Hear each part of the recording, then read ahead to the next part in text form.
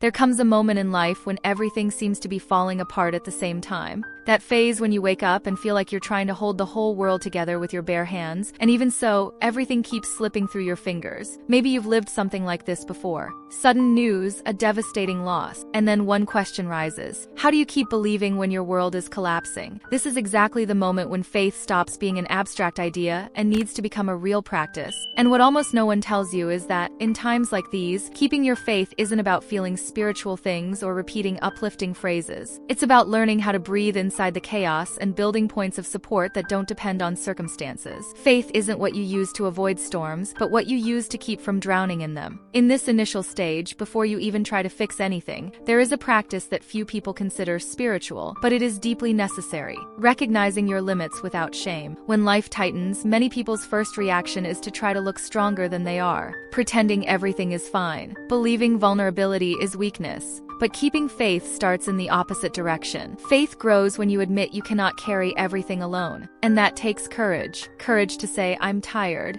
or I don't know what to do right now. Courage to look in the mirror and accept that you're not required to have all the answers. What's interesting is that this simple act opens space for something that often goes unnoticed. Clarity. When you stop fighting the idea that you're limited, your mind stops wasting energy trying to control the uncontrollable. And suddenly, you begin to see possibilities that weren't visible before. Keeping faith in practice begins with something as human as this. Stop demanding from yourself a strength no one can sustain. From there, you start building an inner space where hope can breathe again. Calm doesn't come from a spiritual formula. It comes from accepting that, even when everything feels like it's slipping away, there is still something firm enough to hold you. More importantly, difficult moments don't define who you are, they reveal who you can become. And this transformation doesn't happen all at once. It begins with the simple act of admitting that the road is heavy, but you're not going to surrender to the darkness. If you've ever felt this weight, and I imagine you have, know that this is the starting point. It's not the end of your story. It's the ground where faith begins to take real shape. From here, we can build, step by step, real practices that sustain your soul when nothing around you feels stable. There is a curious behavior that appears when life becomes difficult. People start looking for big signs, big changes, big answers.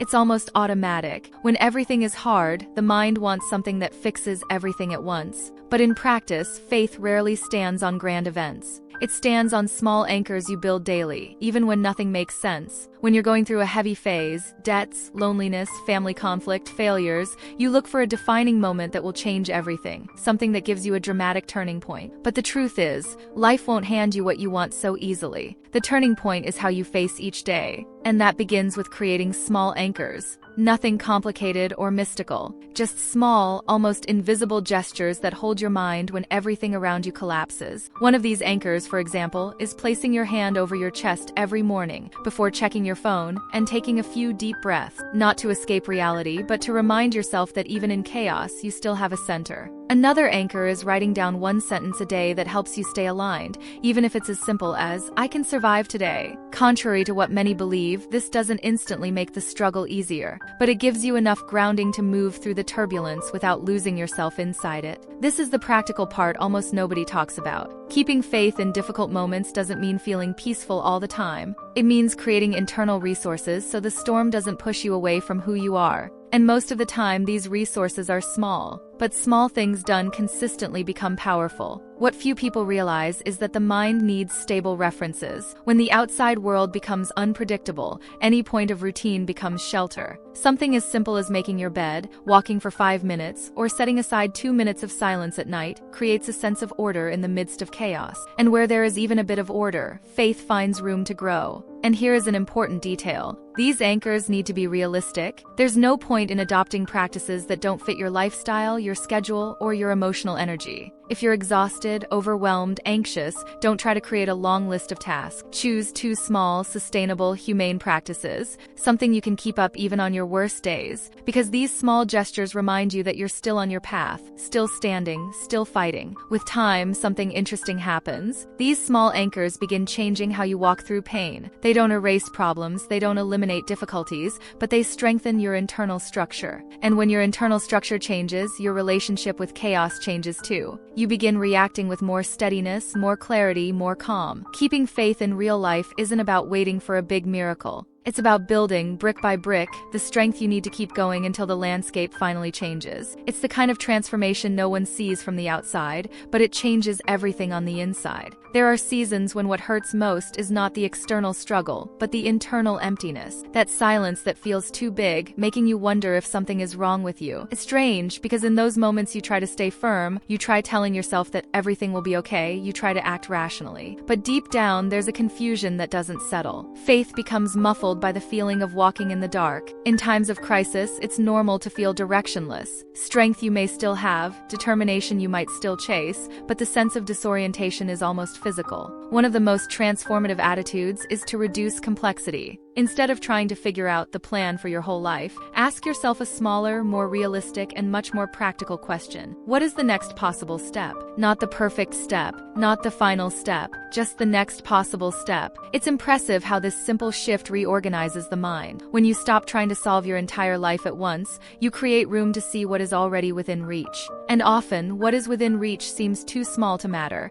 but it's big enough to break the internal paralysis. Set micro-direction. Cook a decent meal, send that overdue email, organize a corner of your home, take a 10-minute walk. None of this solves your whole life, but these actions create movement, and movement creates clarity. Faith, in moments like these, manifests itself in the decision to keep moving, even without guarantees. And this is more practical than it seems. When you choose to move even a little, even if it feels like too little, you adopt an inner posture that says, "My story is still unfolding," and that statement alone is powerful. Another practical step in moments of confusion is creating spaces that help you hear yourself. This can be a brief daily habit, like writing for 5 minutes whatever is on your mind, without judgment. Not to produce something beautiful, but to clean up the internal clutter. Many answers don't come because the mind is too full, and writing is a way to create space. For others, this space is found in slow walks, in small moments of silence, or in honest conversations with someone trustworthy. It's not about finding perfect advice. It's about creating an environment where your own clarity can emerge. With time, silence stops being an enemy and becomes neutral ground, a place where you come back to reorganize what's inside you, without pressure, without hurry, without unrealistic expectation. And the most interesting part is that, as you learn to find direction even in the dark, you develop a kind of maturity that remains. Life may change, problems may shift, but this ability stays with you. Faith stops being just hope and becomes discernment, an inner willingness to keep walking, step by step, until the light returns. And it always returns, even if not at the speed we want. There is a silent myth many people carry, the idea that true faith means facing everything alone, as if depending on someone diminished your inner strength, as if asking for help meant you weren't as firm as you should be. But when life gets truly heavy, this belief becomes a trap.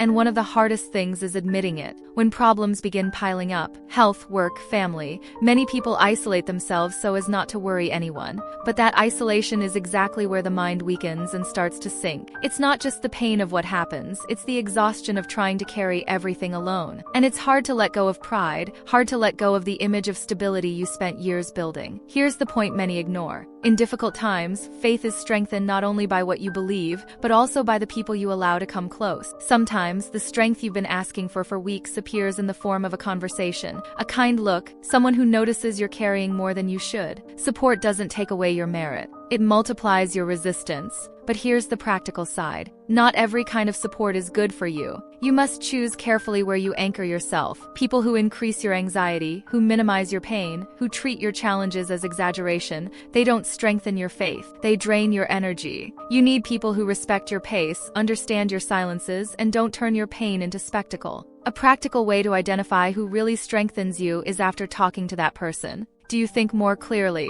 Do you feel less alone? If the answer is yes, that's a real point of support. Another important detail: receiving help isn't only emotional. Sometimes it's something simple. A ride, a shared task, sensible advice, someone who reminds you to eat, to rest, to pause. These gestures look small, but when you're going through a hard period, they become essential. They save you from wasting energy trying to maintain routines you simply can't sustain alone at the moment. And with time, you notice that this openness creates a cycle. Trustworthy people help you, you learn to receive help, and your faith becomes more practical, more embodied, more real. Not idealized, not distant. A kind of faith that shows up in everyday life, in relationships, in the simple act of walking together. This ability to support and be supported is one of the most mature forms of strength. It doesn't make you weaker. It makes you less alone. And no one crosses deep crises without companionship, even if that companionship is small. There are phases when it feels like everything and everyone is moving faster than you can keep up. It's like the world is running on a fast treadmill while you're trying to keep pace with burning lungs. And the most invisible and dangerous part of moments like these is that your mind starts to believe you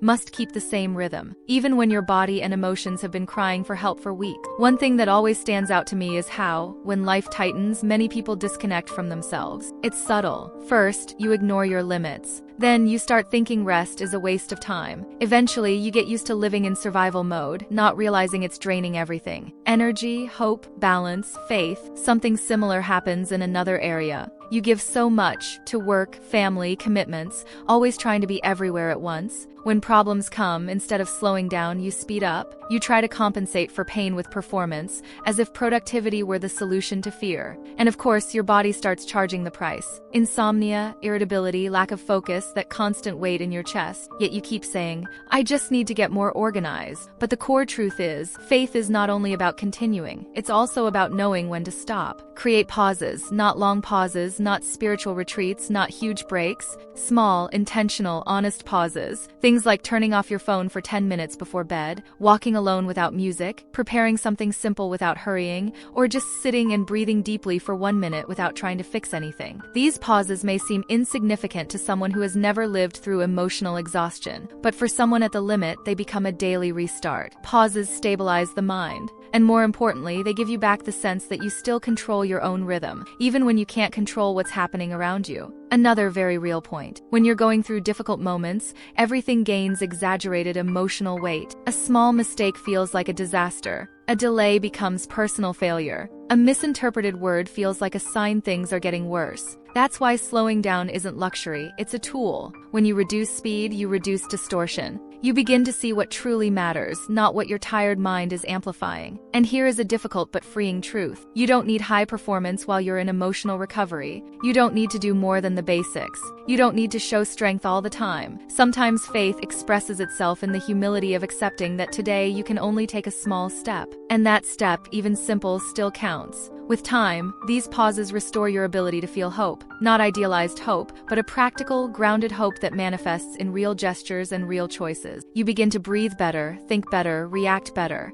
And without realizing it, faith stops being a beautiful idea and becomes a new rhythm. More human, more stable, more possible. There is a moment, after the most intense pain, when life doesn't go back to normal but also doesn't hurt the same way anymore. It's a strange territory, like walking through a place rebuilt after a storm. The ground is still wet, the marks are still visible, but a faint light begins to appear behind the clouds. This is the phase where many people think everything should already be resolved. But reconstruction isn't magic. It is slow, daily, quiet, and deeply transformative. I remember talking to someone who described this period as the space between who I was and who I don't yet know I can become. He said that after the worst had passed, he realized life wasn't going back to what it once was. In some way, that difficult moment revealed parts of himself that had been hidden. A strength he didn't know he had, a sensitivity he had never allowed to bloom, a more realistic view of his own life. This happens to more people than you would think. When you go through something heavy and remain standing, even tired, even hurt, something inside you changes.